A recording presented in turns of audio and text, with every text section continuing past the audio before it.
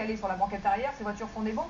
Eh bien, Jean-Pierre Gadzik et Éric Mingan ont trouvé des adeptes forcenés de ce lowrider. C'est exotique et spectaculaire. Regardez.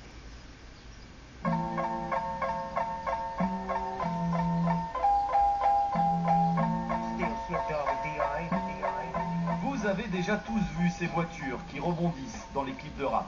Nous sommes dans le plus pur style californien de la préparation auto. Bienvenue dans le monde des lowriders. Car les lowriders, c'est une histoire, une culture, un art de vivre. Ces voitures existent en France, la preuve.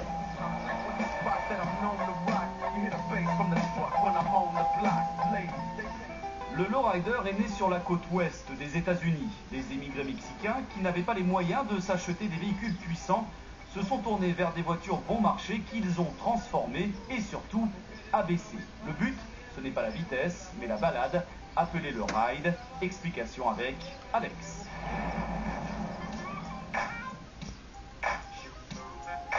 Alex, pourquoi une Chevrolet Impala? C'est quoi l'idée autour de cette voiture? En fait, la Chevrolet Impala, c'est un modèle mythique aux États-Unis. C'est sur cette voiture-là que tout a commencé. Elle est vraiment d'époque, elle a été repeinte, mais elle n'a jamais vraiment été restaurée en profondeur. Moi, j'ai rajouté quelques petites touches, les bancs d'essence, des rétros neufs. L'intérieur est strictement d'origine. Et pourquoi alors équiper ces voitures de système hydraulique? L'essence même du lowriding, c'est rouler bas et très doucement afin qu'on puisse nous remarquer et se promener cheveux au vent. Et donc, l'hydraulique permet à la voiture d'être très très basse et de remonter pour avoir une conduite normale. Mais ces suspensions ne servent pas uniquement à passer les dos d'âne, elles servent aussi à sauter.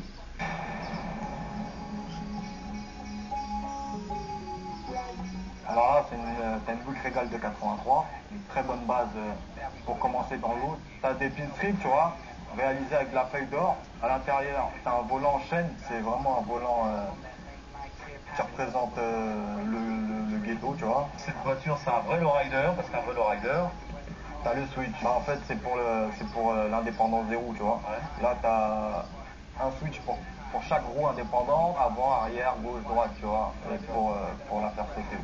Une petite démonstration? Petite démonstration? Ça vous dit?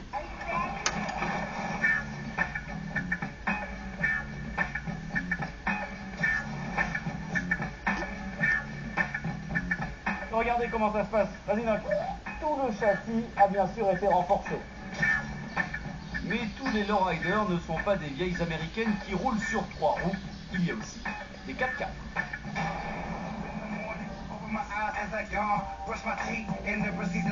Sacha, Cadillac Escalade pour toi, les 4x4 ça fait aussi partie de la culture, le rider? Oui, totalement. Ouais. La culture low, c'est pas assimilé à une certaine catégorie de voitures. Il y a un truc qui est exceptionnel sur cette voiture, c'est les jantes. On a voulu faire un mélange de low, dub en fait. Donc garder l'esprit low avec les rayons, donc des wires, et lui coller des grosses jantes pour lui coller vraiment un style un peu dub, quoi, qui lui colle très bien d'ailleurs à ce style de véhicule. Alors ça sort d'où, ça? Alors c'est une installation complète Audioban, donc il y a à peu près 2500-3000 watts. C'est, je pense, tellement puissant que c'est pas exploitable dans le véhicule. Ouais. Donc c'est vraiment une question d'esthétique surtout, mais c'est quand même assez efficace. Ouais. Efficace également pour se faire remarquer sur la route. C'est ça la culture du lowrider, c'est se balader tranquillement. C'est ça, on cruise, low and slow, on se balade, on profite. C'est beau, on regarde les filles, on regarde le paysage.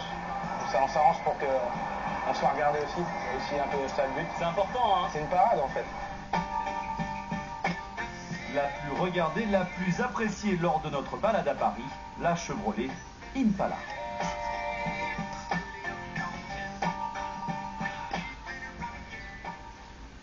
Seul tout, c'est le